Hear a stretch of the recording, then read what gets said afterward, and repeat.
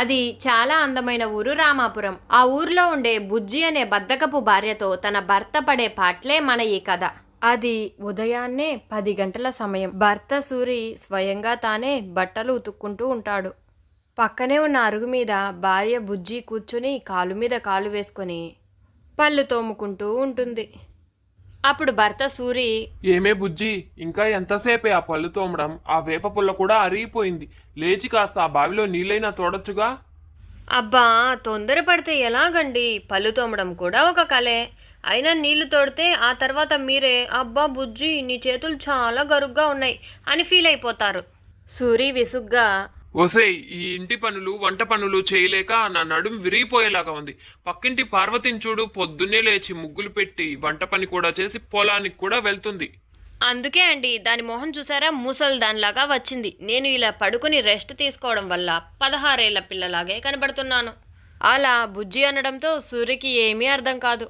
అలా కొద్ది రోజులు గడిచిన తర్వాత ఒకరోజు సూరి, బుజ్జి బంగారం, ఈ రోజు మన ఇంటికి ఊరి పెద్ద వస్తున్నాడు. కాస్త ఈ రోజైనా పద్ధతిగా అన్నం పప్పు వండమ్మా అని సూరి ప్రేమగా చెప్పిన బుజ్జి బద్ధకంగా ఒళ్ళు విరుచుకుంటూ ఆవలిస్తూ, సరే చూద్దాంలే, ముందు మీరు వెళ్ళండి అని అంటుంది బుజ్జి.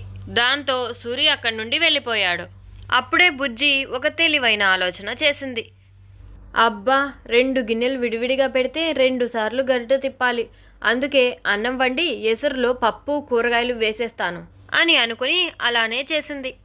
కొద్దిసేపటి తర్వాత సూరి ఇంటికి వచ్చి, ఏమే బుజ్జి, వంట అయిందా? వెళ్ళి తీసుకురా.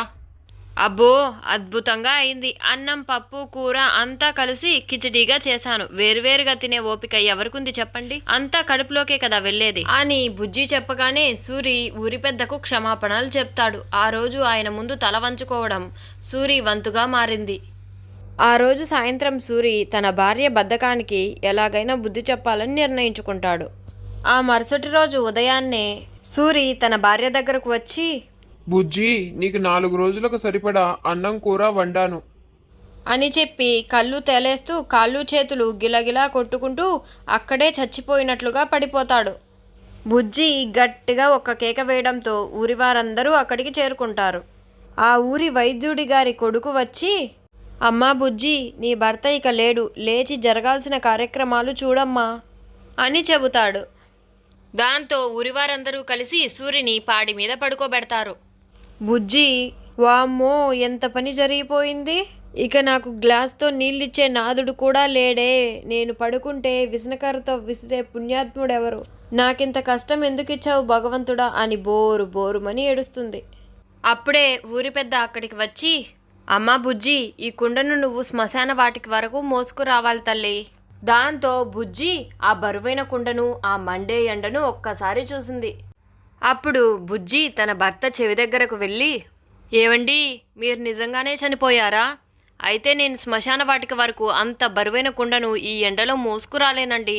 కొద్దిగా పక్కకు జరిగితే నేను కూడా మీ పక్కనే పడుకుంటాను, అప్పుడు వాళ్ళే మనల్ని మోసుకుపోతారు అని బుజ్జి అనగానే సూరి ఒక్క ఉదుటన లేచి కూర్చొని, ఏంటే నేను చచ్చినా కూడా నువ్వు పని తప్పించుకోవాలని చూస్తావా అని తల బాదుకుంటాడు. దాంతో భార్యాభర్తల వాలకం చూసిన ఊరివారందరూ ఆశ్చర్యపోతారు.